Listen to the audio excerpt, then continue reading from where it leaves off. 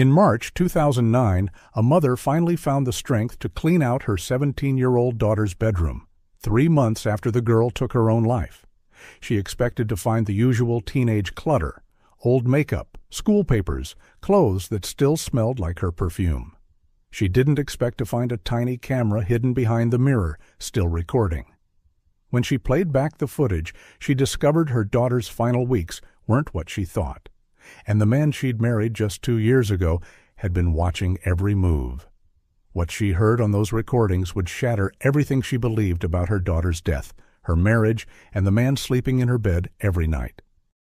The cardboard boxes sat stacked in the hallway for 2 weeks before Patty could bring herself to touch them. March in Ohio meant gray skies and that bone-deep cold that made everything feel harder than it should. She'd bought the boxes at Dollar General with shaking hands, telling the cashier they were for spring cleaning, like that made it normal. Like packing up your dead daughter's life was something you did when the weather warmed up. Chloe's bedroom door had stayed closed since January. Dennis had offered to handle it, said it might be too much for her the way he said most things now. Gentle but firm, like she was fragile glass he had to keep from breaking. But this wasn't his job. Chloe wasn't his daughter. Patty turned the brass handle at 2:17 p.m. on a Tuesday when Dennis was at work and the house felt quiet enough to breathe in. The smell hit her first, that mix of vanilla body spray and the lavender candles Chloe burned while doing homework. Still there, trapped in the curtains and the bedsheets Patty hadn't been able to wash. The room looked exactly like Chloe left it. Backpack slumped by the desk, jeans draped over the chair, a half-empty water bottle on the nightstand, lipstick stain still visible on the rim. Patty's chest went tight, her breath caught somewhere between her lungs and her throat. She forced herself to step inside. The first box was easy. Textbooks, school supplies, the collection of ceramic horses Chloe had loved when she was 12 but pretended to outgrow. Things that didn't carry weight beyond their physical presence. The second box was harder. Clothes that still held her shape. The hoodie she wore every Friday, the dress she'd bought for homecoming but never got to wear. By the third box, Patty was crying. Not the sharp, cutting sobs from the funeral, but the slow, steady leak that came when grief settled into your bones and decided to stay. She was folding a pair of jeans when her elbow knocked against the mirror on Chloe's dresser. It shifted, tilting at an odd angle. When Patty reached to straighten it, her fingers brushed something hard taped to the back of the glass. Small, rectangular, about the size of a matchbox. She pulled the mirror away from the wall, turned it around. A tiny black device was stuck to the backing with clear tape, wires thin as hair running down to a small battery pack. Her stomach dropped. It was a camera. Digital. The kind you'd see in spy movies, except this was real and it was in her daughter's bedroom and someone had put it there. Patty's hands shook as she peeled it free. The device was warm, not hot, but warm like it had been running. A small LED light pulsed red near the lens, still recording. She stared at it, mind racing. Who would put a camera in Chloe's room? When? How long had it been there? The questions piled up like snow, each one making it harder to think clearly. She turned the device over in her palm. No markings, no brand name, just a micro SD card slot and a USB port smaller than her pinky nail. Her laptop was downstairs in the kitchen. Dennis would be home in 3 hours. Patty closed Chloe's bedroom door behind her, the camera clutched so tight in her fist that the plastic edges cut into her palm. She didn't know what she was about to see. She only knew that someone had been watching her daughter, and now she was going to watch them back. The laptop took forever to boot up, or maybe time just moved differently when your hands wouldn't stop shaking. Patty sat at the kitchen table, the tiny camera beside her coffee mug like some obscene paperweight. The red light had finally stopped blinking when she'd removed the battery, but she could still feel it watching her. Outside, March wind rattled the windows. The house felt too quiet, too empty, the way it had since January when Chloe's laugh stopped echoing down the hallways. She slid the micro SD card into the laptop's port. Her finger hovered over the trackpad. What if she didn't want to know? What if ignorance was the only mercy she had left? But Chloe deserved better than a mother who looked away. The card contained 847 video files, organized by date. The oldest was from November 2008, 4 months before Chloe died.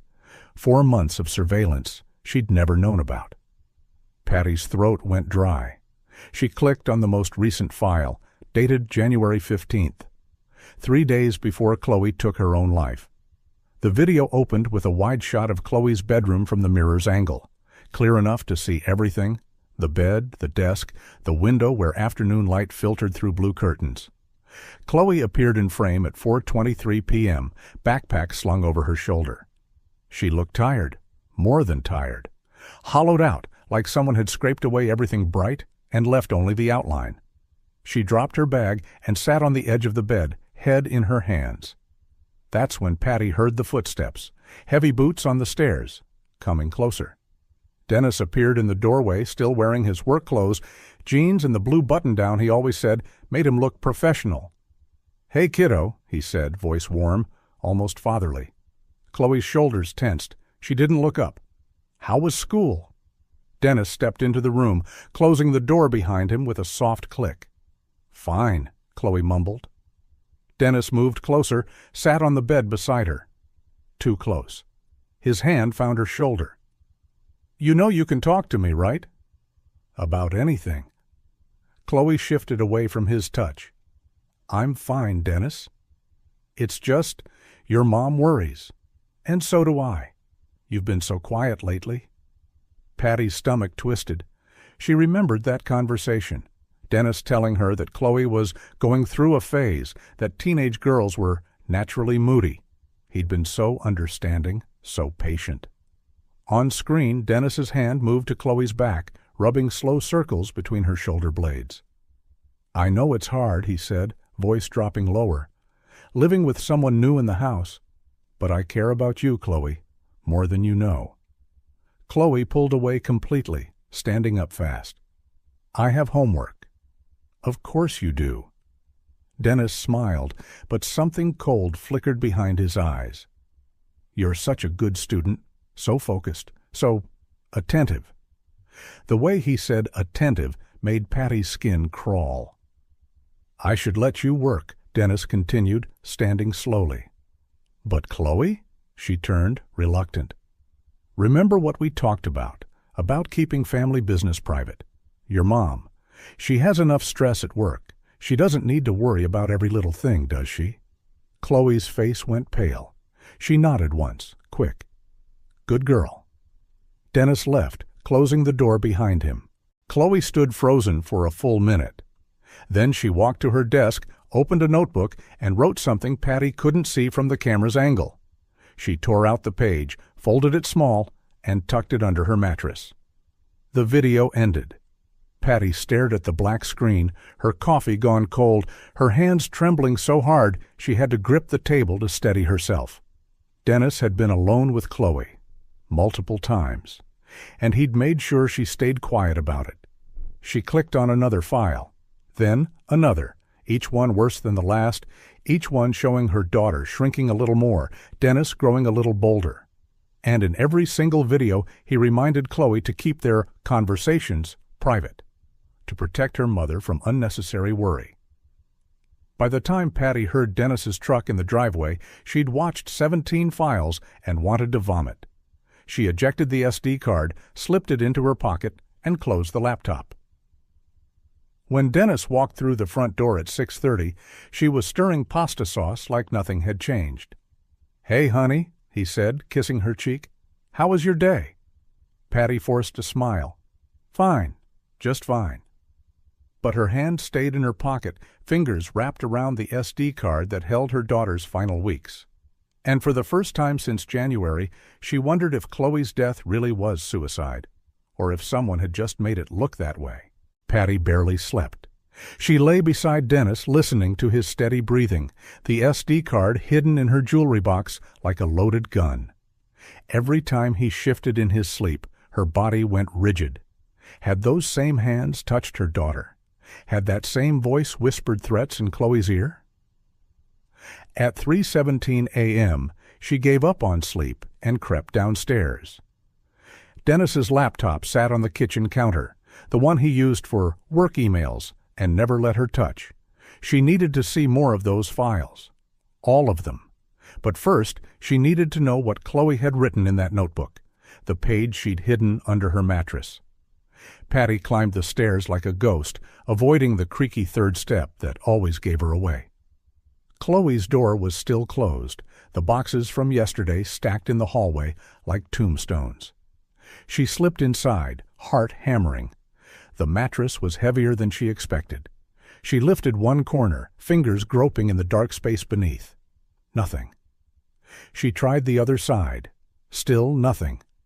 Then her hand brushed paper, not just one page, but a whole stack, bound with a rubber band. She pulled them out, hands shaking. Even in the dim light from the hallway, she could see Chloe's handwriting, neat at first, then progressively more frantic as the pages went on. The first entry was dated November 3rd, 2008. Dennis keeps coming into my room when Mom's at work. He says he wants to check on me, but he stays too long, sits on my bed, asks weird questions about school, about boys, about if I've ever been kissed. Makes me uncomfortable, but maybe I'm overreacting? Mom seems happy with him. November 15th. He touched my shoulder today while I was doing homework. Let his hand stay there too long. When I moved away, he laughed and said I was jumpy, said I remind him of Mom when she was young, made my skin crawl. December 2nd. Found him going through my dresser when I got home early. Said he was helping Mom with laundry, but my clothes were folded weird and some of my underwear was missing. Confronted him and he got angry. Said I was accusing him of things and that I should be grateful he cares enough to help around the house. Made me feel crazy. Patty's hands shook so hard she could barely hold the pages. December 18th. He knows I suspect something. Keeps making comments about how fragile Mom is, how the divorce from Dad almost broke her. Says if I upset her again, she might not recover this time. Says some secrets are better kept buried. I think he's threatening me. January 5th. He showed me pictures today of me changing clothes, said he accidentally saw me through the door crack, but something about his smile made me think it wasn't accidental. Asked if I wanted Mom to see them. Asked if I wanted her to know her new husband finds her teenage daughter interesting. I wanted to throw up. January 10th. I can't eat. Can't sleep. He's in my head all the time now. Keeps talking about how much he cares about our family, how he'd do anything to protect what we have. Yesterday he said Mom would probably blame herself if anything happened to me. Said grief makes people do unpredictable things. I think he wants me dead. The final entry was dated January 12th, 3 days before the last video, 6 days before Chloe died. I found the camera, behind my mirror.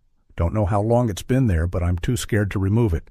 If he knows I know, he might hurt Mom. I can't live with him watching me anymore, but I can't destroy Mom either. She loves him. She'd never believe me over him. Maybe the only way to protect her is to make it stop.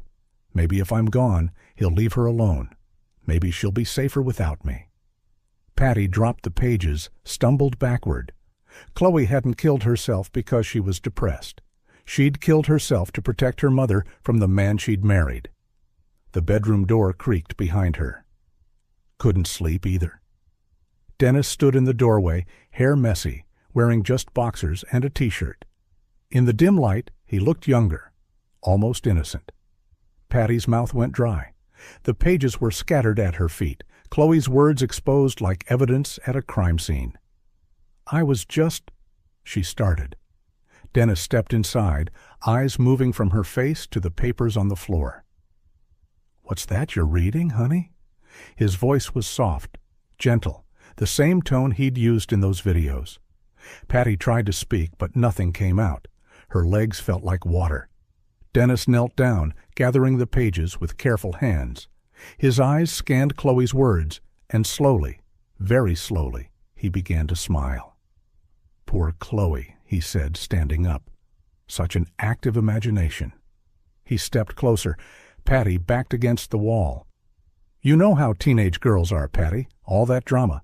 All those stories they tell themselves." Another step closer. "The question is," Dennis whispered, "what are you going to do with these stories now?" Patty's hand found her phone in her pocket. But Dennis was already moving, faster than she expected. He grabbed her wrist, squeezed until she gasped. "I really hoped we wouldn't have to have this conversation," he said. His grip tightened. "But I guess Chloe got her stubbornness from you." Dennis's grip on her wrist felt like a vice, his fingers digging into bone. Patty's phone slipped from her other hand, clattering to the floor. "You're hurting me," she whispered. "I'm protecting us," Dennis said, his voice still that sickening gentle tone.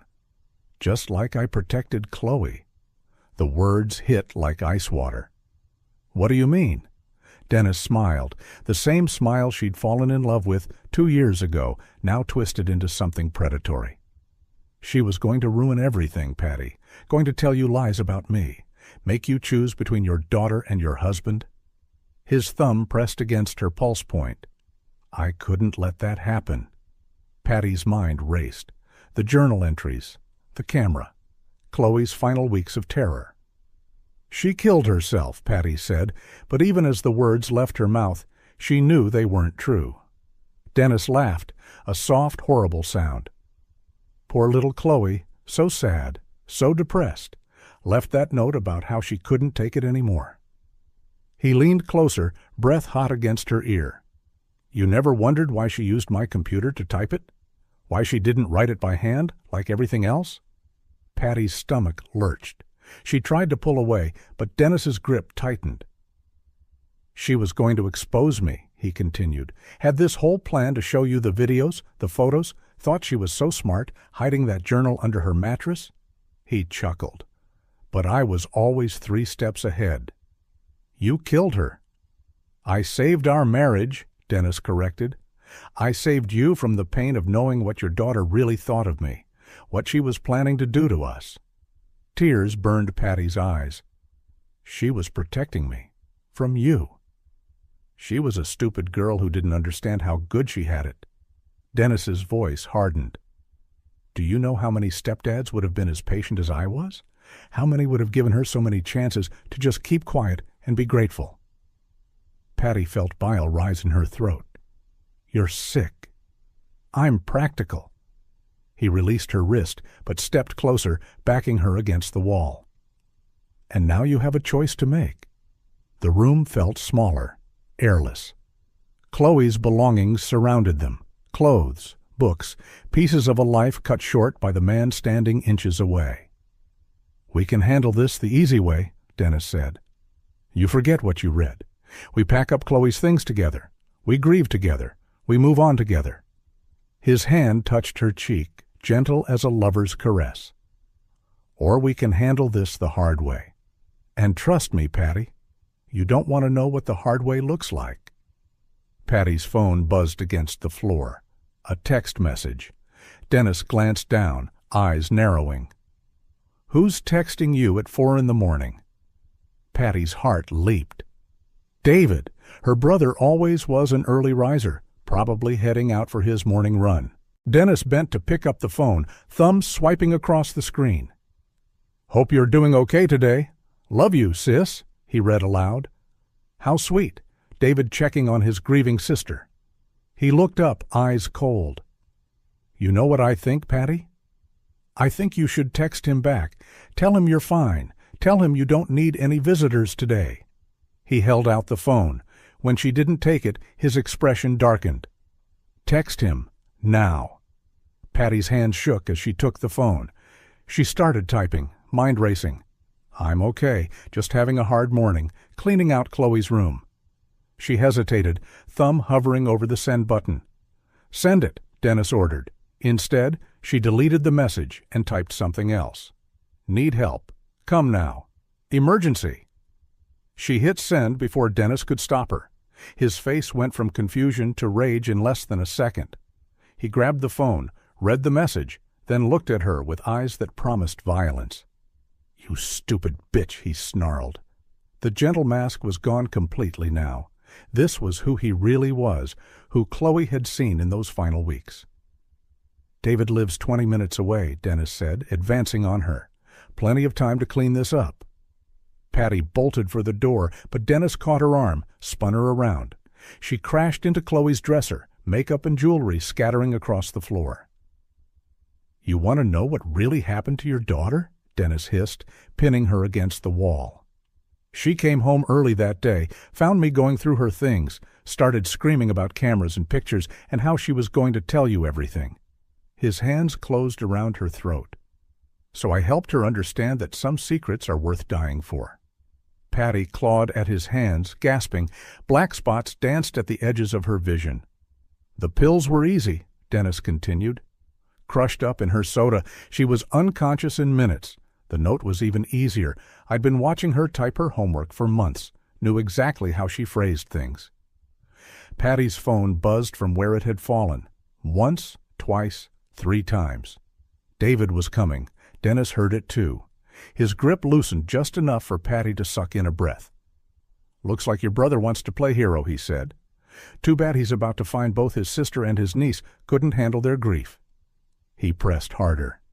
Patty's vision started to gray, but somewhere in the distance she heard the rumble of David's truck in the driveway.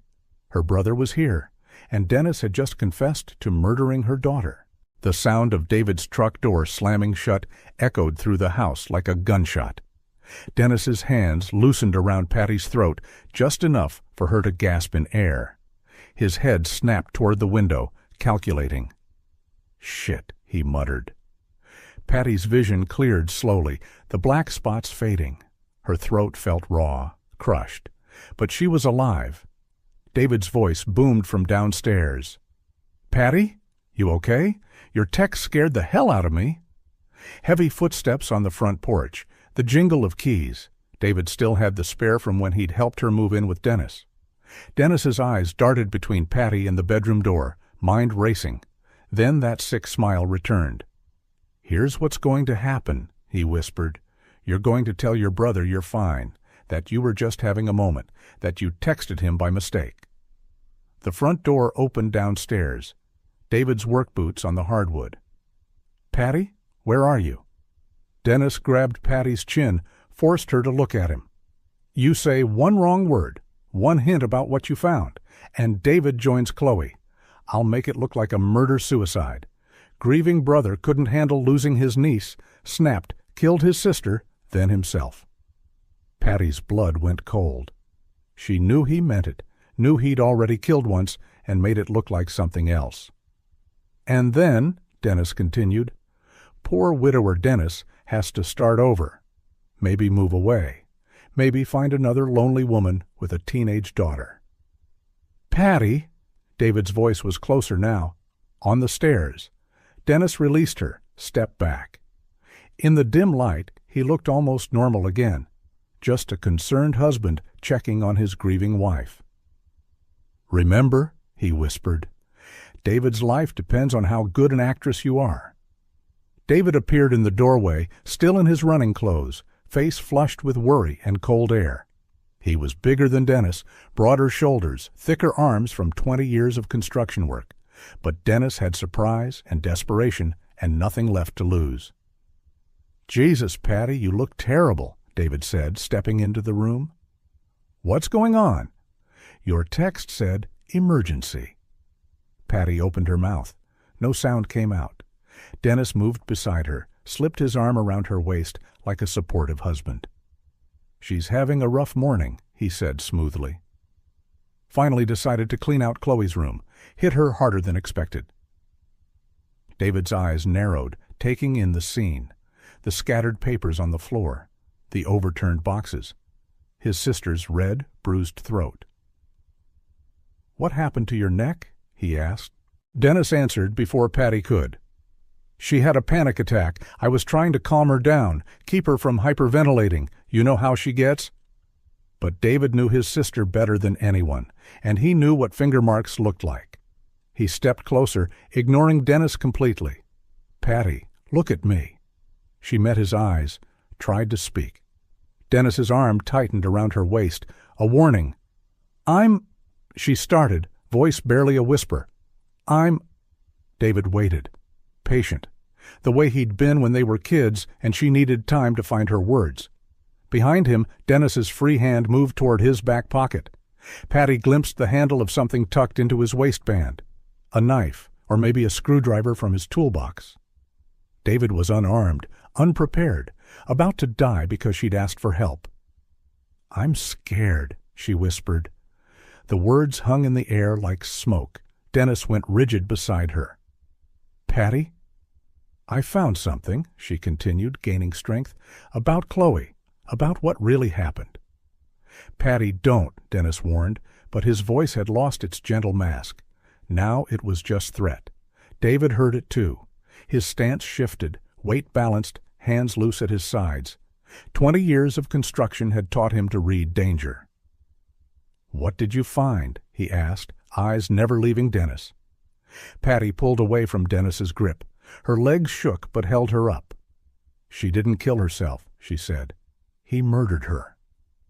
Dennis's hand flew to his back pocket, but David was already moving. He lunged forward, shoulder-checking Dennis into the wall. The weapon, a box cutter, skittered across the floor. They hit the ground hard, David's weight pinning Dennis down. But Dennis was desperate, fighting like a cornered animal. He clawed at David's eyes, drove his knee up toward David's ribs. "Patty, get out of here," David grunted, deflecting Dennis's wild swings. "Call the cops." But Patty didn't run. Instead, she dropped to her knees, gathering Chloe's scattered journal pages with shaking hands.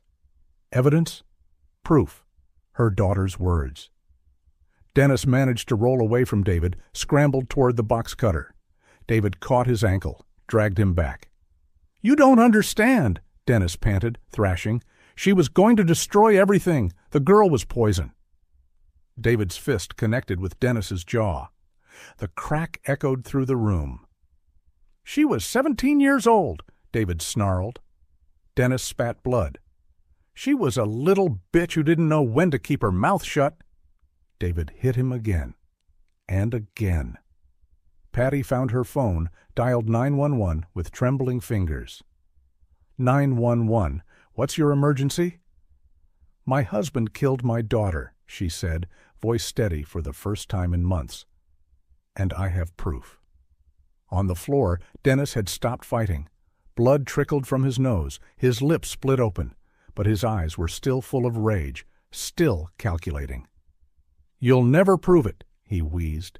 "It's just the word of a dead girl and her crazy mother." Patty looked down at him, this man she'd shared her bed with, trusted with her life, let into her daughter's world. "I don't need to prove it," she said quietly. "You already confessed." She held up her phone, screen glowing. The voice recorder app had been running the entire time. Dennis's face went white as he realized what that meant. His confession, his threats, his admission of murder, all of it captured in his own voice. David smiled grimly, blood on his knuckles. "Looks like Chloe gets the last word after all." The paramedics arrived first, then the police, then Detective Martinez, a woman in her 40s with tired eyes and a notepad that had seen too many domestic calls. Dennis sat handcuffed in the back of a patrol car, his split lip cleaned up, his arrogance intact. Even through the window, Patty could see him talking to his lawyer on the phone, probably spinning some story about grief-stricken widows and their delusional accusations. But the recording didn't lie. Detective Martinez sat across from Patty at the kitchen table, the same table where she'd watched those first horrifying videos just hours ago. David stood behind her chair, one protective hand on her shoulder. "I need you to walk me through everything," Martinez said gently. From the beginning. Patty's voice was hoarse from Dennis's hands around her throat, but she forced out every detail. The camera hidden behind Chloe's mirror, the videos showing Dennis's escalating behavior, the journal entries documenting months of psychological abuse. "He made her feel crazy," Patty said, touching her bruised neck. made her think she was overreacting, that she was the problem, just like he did to me. Martinez nodded, making notes. Classic predator behavior, isolation, gaslighting, threats against loved ones. She looked up from her notepad. Mrs. Reynolds, I have to ask, did you suspect anything before today? Any signs that your daughter was being abused? The question Patty had been dreading, the guilt that had been eating her alive since January. I thought she was just being a teenager, she whispered. Moody, distant. Dennis said it was normal, that she'd warm up to him eventually. Her voice cracked. I chose to believe him because it was easier than admitting I'd brought a monster into our home. David's hand squeezed her shoulder. You couldn't have known. I should have known. Tears burned her eyes. I was her mother.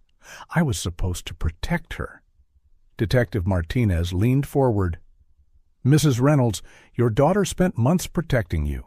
She knew you loved Dennis. She knew exposing him would destroy your happiness, so she chose to sacrifice herself rather than hurt you. The words hit like a physical blow. Patty doubled over, sobbing. That recording you made, Martinez continued, and that journal, they're going to put Dennis away for life. Chloe's death won't be ruled a suicide anymore.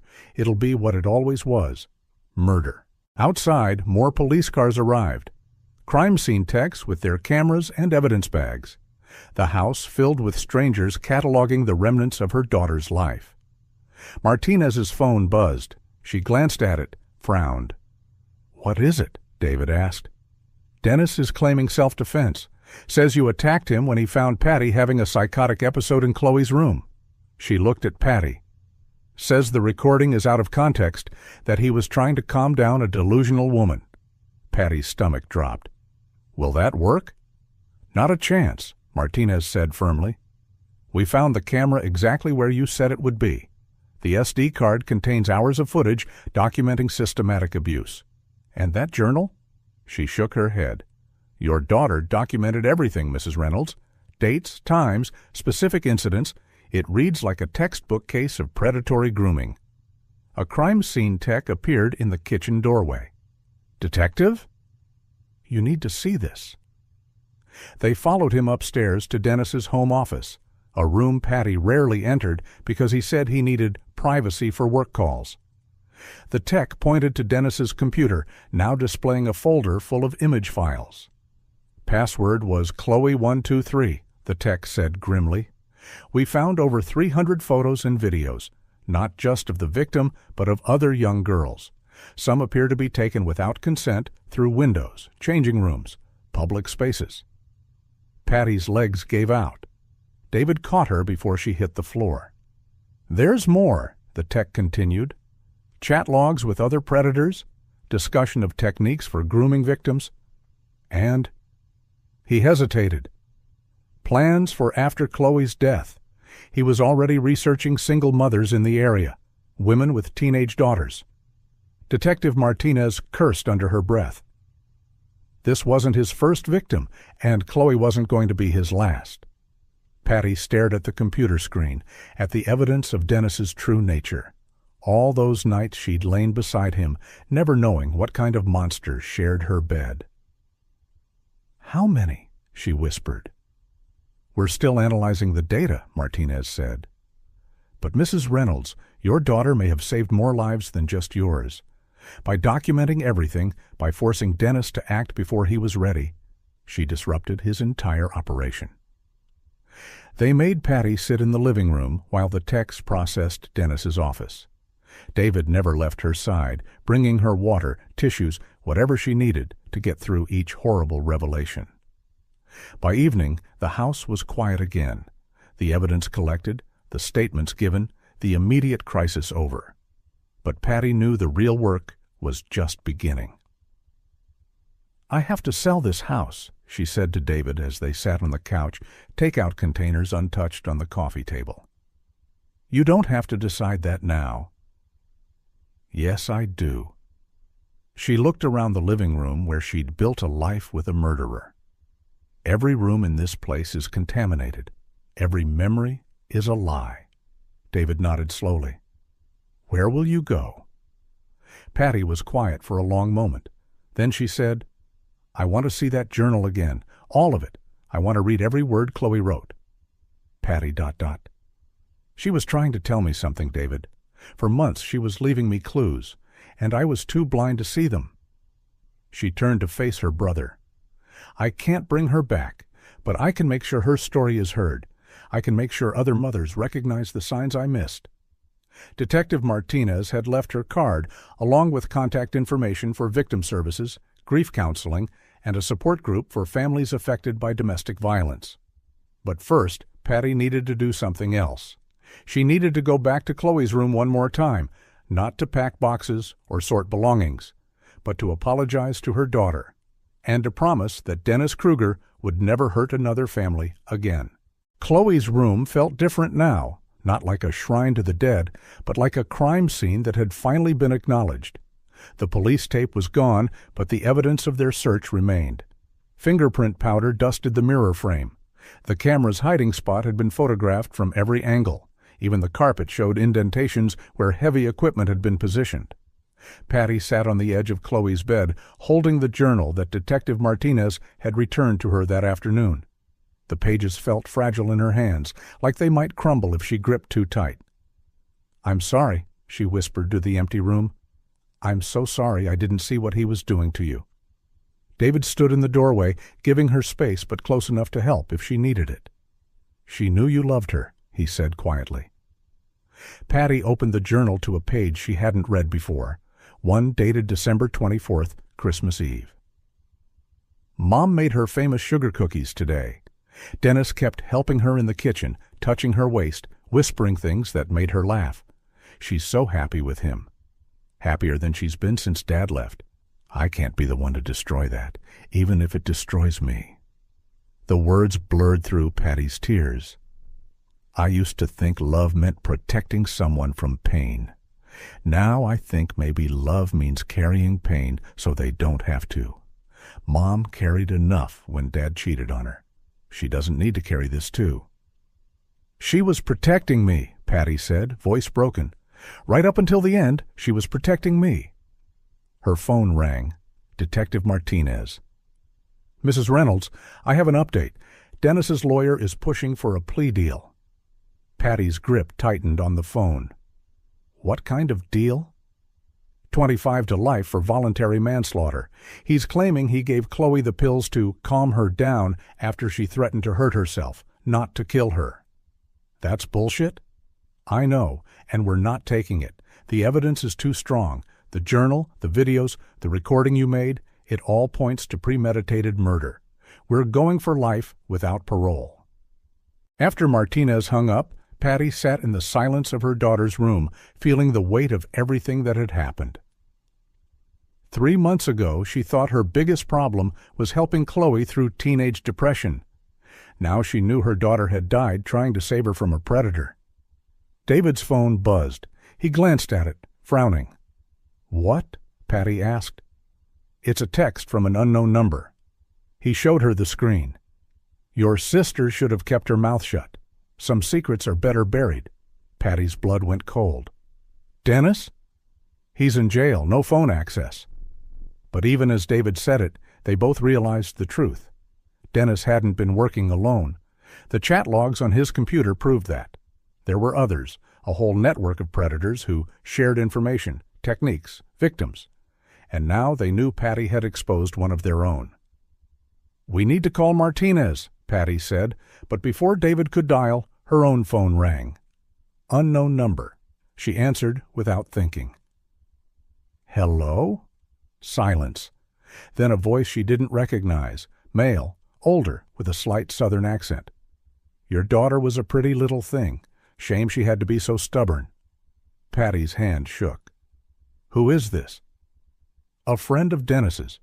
He told us all about you, Patricia, about your house, your routine, your job at the bank." The voice was calm, conversational. He was supposed to keep things quiet, handle his business like a professional. But now you've made things complicated. David was already dialing 911. "What do you want?" Patty asked. What we've always wanted, for people to mind their own business, for grieving mothers to stay grieving instead of playing detective. The line went dead. David was talking rapidly to the dispatcher, giving their address, explaining about the threats. But Patty barely heard him. Her mind was racing through everything Martinez had told her about Dennis's computer, the network of predators, the other victims. This wasn't over. Dennis might be in jail, but his associates were still out there, still hunting, still sharing information about potential targets. And now they saw her as a threat. "We need to leave," she told David when he finished the call. "Tonight?" "The police are sending a car." "That's not enough." Patty stood up, adrenaline overriding her exhaustion. "These people killed my daughter to keep their secrets. You think they'll stop at threatening phone calls?" She moved around Chloe's room, grabbing the few items that couldn't be replaced. The journal, a photo from Chloe's dresser, the small stuffed elephant she'd slept with as a child. "Where will we go?" David asked. "I don't know, but we can't stay here." As if to emphasize her point, a car drove slowly past the house outside, too slowly.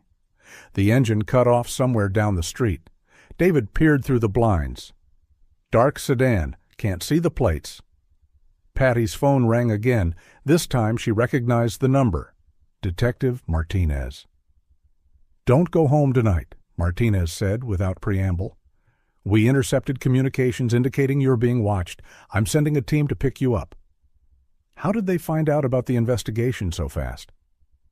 Dennis made his phone call, probably used code words his associates would recognize. These networks are sophisticated, Mrs. Reynolds. They have protocols for when members get arrested. Through the window, they could see the dark sedan's doors opening. 2 figures got out, but they stayed in the shadows between streetlights. "Where's that police car?" David muttered. As if summoned by his words, a patrol unit rounded the corner, lights flashing, but no siren. The dark sedan's doors immediately slammed shut. The engine started. By the time the patrol car reached their driveway, the sedan was gone. But Patty knew they'd be back. These people had invested too much in their network to let one grieving mother destroy it. And Dennis, even locked up, was still a threat, still connected to predators who saw Chloe's death as just another business expense. Officer Collins knocked on their door, young and earnest and probably unprepared for what he was walking into. "Ma'am?" "Detective Martinez sent me to escort you to a safe location." Patty looked around Chloe's room one last time, at the bed where her daughter had slept, at the desk where she'd done homework while Dennis watched from hidden cameras, at the mirror that had concealed so many secrets. "Mom always said the truth would set you free," she whispered. She picked up Chloe's journal, holding it against her chest like armor. "She just never mentioned it might kill you first." The safe house was a nondescript ranch home 20 miles outside town, the kind of place that looked abandoned from the street but had reinforced doors and cameras hidden in every corner. Detective Martinez met them there, along with Agent Sarah Mills from the FBI's Crimes Against Children Unit. The federal involvement wasn't reassuring. It meant Dennis's network was bigger than anyone had initially realized. "How many are we talking about?" Patty asked as they sat around a kitchen table that had seen better days.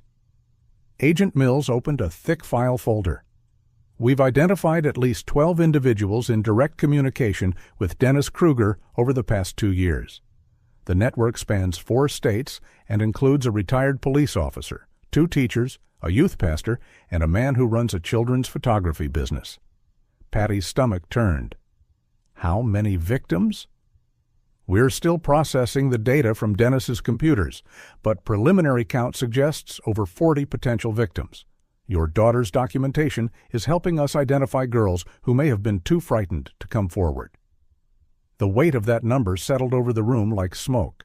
40 families who didn't know their daughters had been targeted. 40 children who thought they were alone with their secrets. "The men who called you tonight," Martinez said, "we believe they're part of the inner circle. the ones who coordinate activities, share intelligence, eliminate threats. Like Chloe, Patty said quietly. Like Chloe. Agent Mills leaned forward. Mrs. Reynolds, I need to be direct with you. These individuals see you as an existential threat. Dennis broke protocol by keeping so much evidence on his personal computers. By forcing him to act prematurely with your daughter, you've exposed their entire operation. So what happens now? Now we use that to our advantage.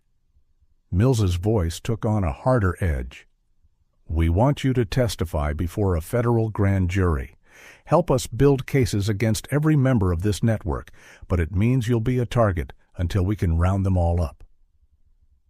David had been quiet through most of the briefing, but now he spoke up. How long are we talking about? Could be months, could be longer. These people are patient. They plan for contingencies. Patty thought about Chloe's journal, about her daughter's final weeks spent in terror, too afraid to speak because she thought it would destroy her mother's happiness. I'll do it, she said.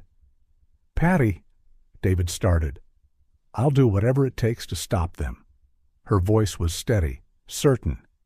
Chloe died thinking she had to protect me. I won't let her sacrifice be for nothing. Agent Mills nodded. We'll need you to wear a wire for any future contact with Dennis or his associates. Phone calls, visits, anything where they might reveal information about other victims or network operations. You want me to talk to Dennis? If he reaches out. Men like him can't resist the need to control the narrative, especially when they feel cornered. He may try to manipulate you, convince you to recant your statement, or remember things differently. The thought of speaking to Dennis again made Patty's skin crawl, but if it meant justice for Chloe and protection for other daughters, she'd do it. Martinez's phone buzzed. She glanced at it, frowned. What? Agent Mills asked.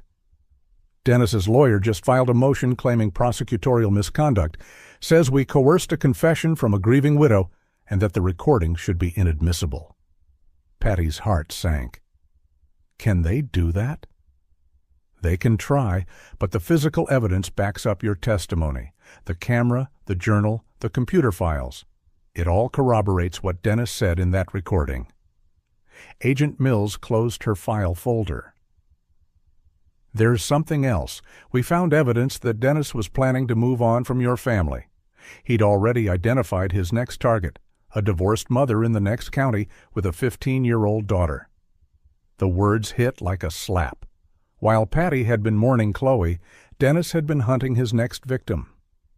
The mother's name is Lisa Cameron, Mills continued. Works at a grocery store, recently got out of an abusive relationship. Classic profile for these predators, vulnerable women looking for stability.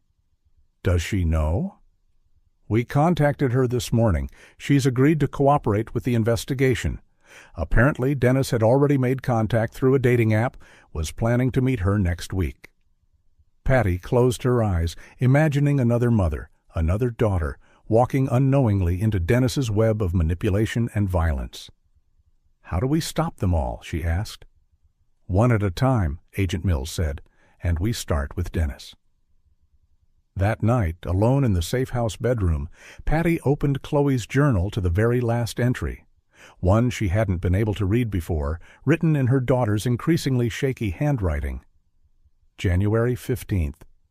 I know what I have to do now. Not because I want to die, but because I can't live knowing he'll hurt other girls if I don't stop him.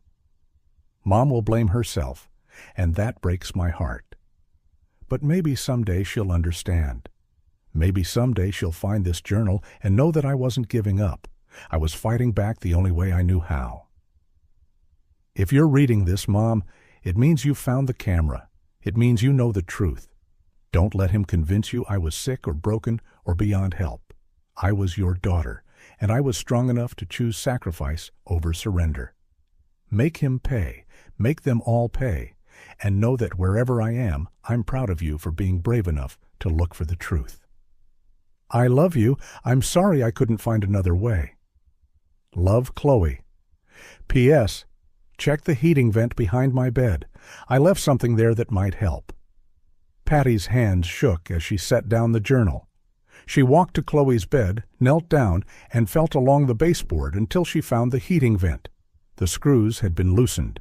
The grate lifted away easily. Inside was a small digital recorder, newer than the one in the camera, with better sound quality. And on it, Chloe had recorded everything. Every conversation with Dennis, every threat, every moment of psychological torture that had driven her to believe death was her only escape. But more than that, she'd recorded phone calls Dennis made when he thought she was asleep. Calls to men whose voices matched the one that had threatened Patty earlier. Calls discussing other targets, other families, other daughters. Chloe hadn't just documented her own abuse. She'd infiltrated Dennis's entire network. And now, 3 months after her death, she was about to bring them all down. Agent Mills stared at the digital recorder like it was a live grenade. "Your daughter recorded Dennis's phone calls?" she asked, voice barely above a whisper. Patty nodded, cradling the device in her palms. It was smaller than a pack of gum, the kind of thing a teenager could easily hide or carry without detection. "She was 17, Patty said, but she was smarter than any of us gave her credit for." They'd moved back to the safe house kitchen, the recorder placed in the center of the table like evidence at a trial. Detective Martinez had her notebook out, pen poised. Agent Mills had called in a tech specialist who was driving in from the field office. "Before we listen to this," Mills said carefully, "I need you to understand what it might contain. If Chloe recorded Dennis talking to his associates, we could be looking at conspiracy charges, evidence of other crimes, names and locations of victims we don't even know about yet." "Play it," Patty said without hesitation. Mills pressed the first file. Static, then Chloe's whispered voice. "December 10th, 2008. Dennis thinks I'm asleep. He's on the phone in his office." Then Dennis's voice, clearer than in any of the previous recordings. "She's getting suspicious, asking too many questions about why I'm always checking on her." A male voice responded, gravelly, older. "Maybe it's time to move on. Find a new family." "I'm not ready. The mother's perfect, completely trusting, and the girl, she's exactly the type we discussed." Patty's hands clenched into fists. They discussed her daughter like she was merchandise. The gravelly voice again. "You're getting sloppy, Dennis. Emotional attachment is dangerous in our line of work." "It's not attachment. It's investment. I've spent months setting this up. The surveillance equipment alone cost is worth nothing if you end up in prison. Handle the girl, or we'll handle her for you." The recording ended. Agent Mills looked up from her notes. "That voice, we need to run it through voice recognition software. See if it matches any of the suspects in our database." "There's more," Patty said, scrolling through the files on the recorder's tiny screen. 23 recordings total. They played the next one. Dennis again, but this time the conversation was different. "The Cameron woman took the bait. I'm meeting her next Thursday." "What about your current situation?" "Nearly resolved. The girl won't be a problem much longer." A chill ran down Patty's spine. This was recorded January 12th, 3 days before Chloe died. Dennis had already decided to kill her daughter while planning his next victim. Detective Martinez's phone rang. She stepped away to answer it, but Patty could hear fragments of the conversation. "Federal warrant, multi-state operation. Need more units." Agent Mills paused the recording. "Mrs. Reynolds, this changes everything. We're not just talking about prosecuting Dennis anymore. This is RICO territory, organized criminal enterprise spanning multiple jurisdictions." "How many more girls?" Patty asked. "We won't know until we analyze all the recordings, but based on what we've heard so far." Mills shook her head. "Your daughter may have single-handedly documented the largest predator network we've ever encountered." Martinez returned, her face grim. "That was my captain. 3 more families have come forward since news of Dennis's arrest broke. Parents who suspected something but were afraid to speak up." "Afraid of what?" The same things you experienced: threats, intimidation. One family said their teenage daughter killed herself last year after months of behavioral problems. Now they're wondering if it really was suicide. The weight of that revelation settled over the room. How many Chloes were there? How many families destroyed by predators who knew exactly how to manipulate grief and guilt? Patty looked at the recorder, at her daughter's final gift to the world. "Play the rest," she said. They worked through the night, documenting names, locations, methods of operation. Chloe had been methodical in her surveillance, noting times and dates, cross-referencing conversations with activities she'd observed. By dawn, they had identified 16 members of Dennis's network across 4 states. Phone numbers, meeting locations, even a few license plate numbers Chloe had somehow managed to record. "How did she get all this?" Mills asked, exhaustion evident in her voice. Patty thought about her daughter. Quiet, observant, always listening even when adults thought she wasn't paying attention. She was protecting other girls, Patty said. Even while Dennis was abusing her, she was thinking about the daughters who would come after her. Agent Mills closed her laptop. "We have enough here to take down the entire network, but we need to move fast.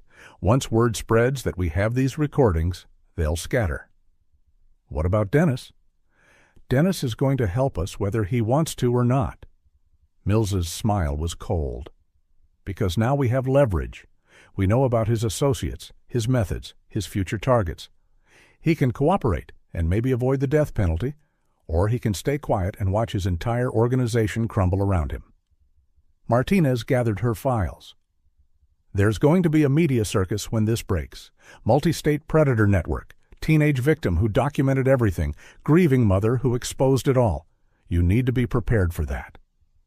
Patty thought about Chloe's journal entry, the one where she wrote about making Dennis pay.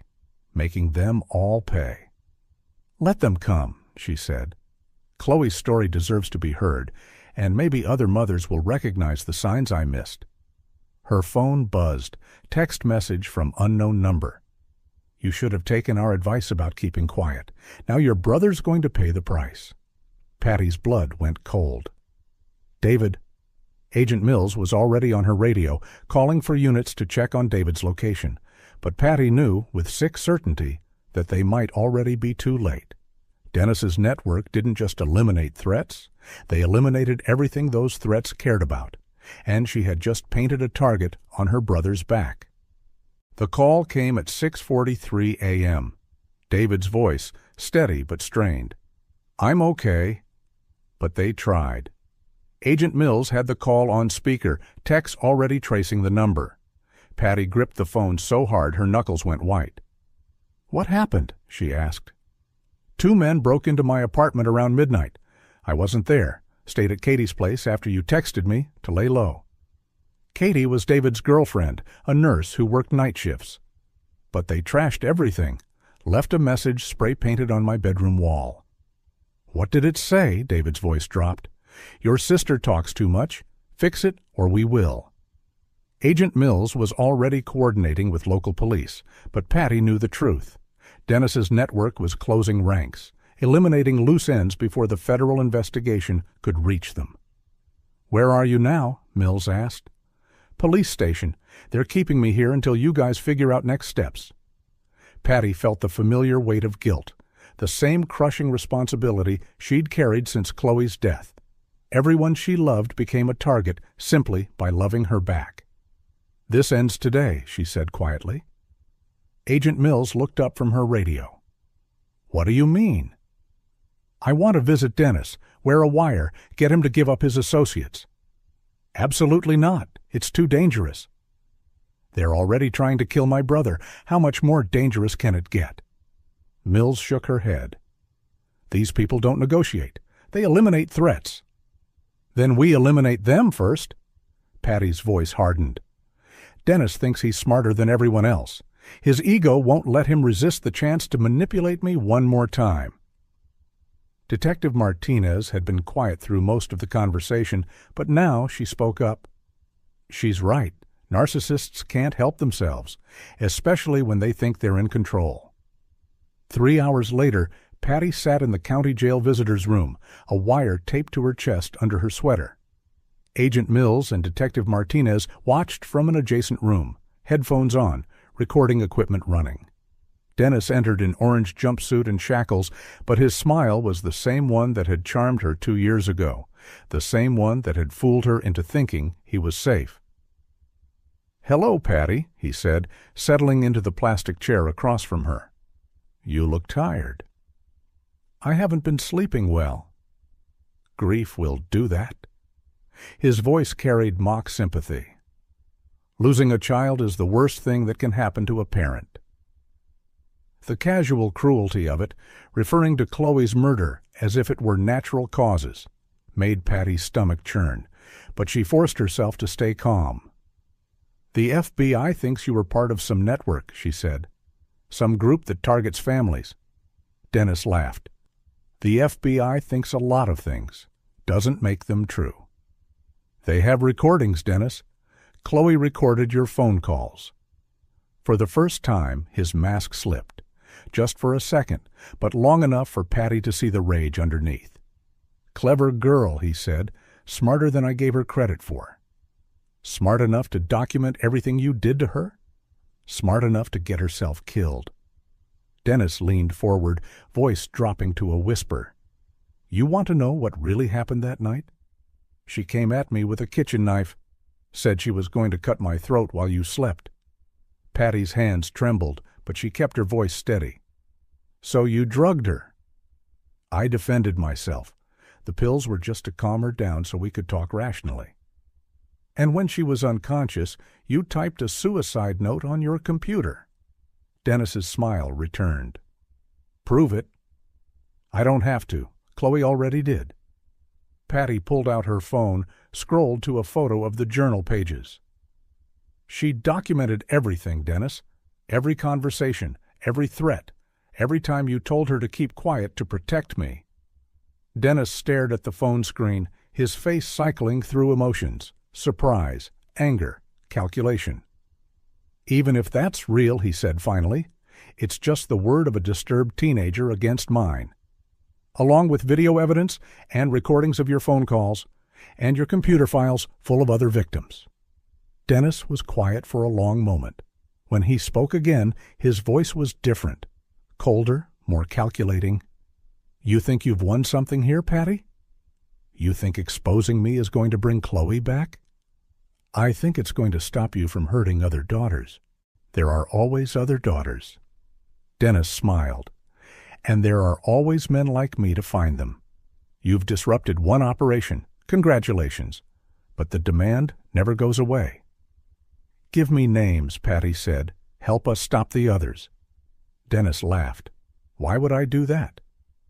"Because your friends are already trying to kill my family, because they see you as a liability now." That hit home. Dennis's expression darkened. "They wouldn't dare. They broke into my brother's apartment last night, left a message saying I talk too much." Patty leaned forward. "How long before they decide you talk too much?" For the first time, Dennis looked genuinely worried. "You don't understand how this works," he said. "These aren't street criminals. These are professionals. Doctors, lawyers, teachers, police officers. They have resources you can't imagine." "Then help me imagine them. Give me names." Dennis was quiet for nearly a minute, weighing his options. Finally, he spoke. "There's a man in Tennessee. Runs a youth program for troubled kids, last name Morrison. He's the one who usually handles cleanup operations." Patty's heart raced. "Morrison? That was a name from Chloe's recordings." "What's his first name?" "James. James Morrison.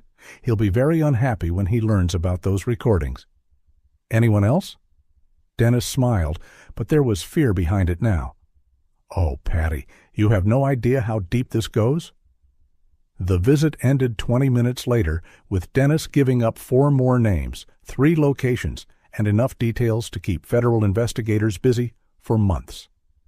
But as Patty walked back to the safe house, she couldn't shake the feeling that Dennis had told her exactly what he wanted her to know, that maybe Even in jail, he was still 3 steps ahead. 2 weeks later, the raids began. Simultaneous operations across 4 states, 12 arrests in the first day. Evidence seized from homes, businesses, and storage facilities. The news coverage was relentless. Massive predator network exposed by teen victims' secret recordings. Chloe's story, her courage, her sacrifice, her final gift to other potential victims, became a rallying cry for families affected by predatory abuse. But for Patty, sitting in yet another safe house while the investigation continued, the victory felt hollow. Dennis was right about one thing. There would always be other daughters, other families targeted by men who saw children as commodities. She couldn't save Chloe, but maybe with her daughter's help, she could save someone else's. The journal sat open on the table beside her, turned to Chloe's final entry. Make him pay. Make them all pay. Patty looked out the window at the ordinary suburban street where other mothers were getting their children ready for school, trusting that the adults in their lives would protect them. "I'm trying, baby," she whispered. "I'm trying." And somewhere, in a house she'd never see, a mother would notice the signs Patty had missed. A daughter would find the courage Chloe had shown. A predator would be stopped before another family was destroyed. It wasn't enough to bring Chloe back, but it was enough to make sure she hadn't died for nothing. The phone rang. Agent Mills with an update on the investigation. Patty answered on the first ring. There was still work to do.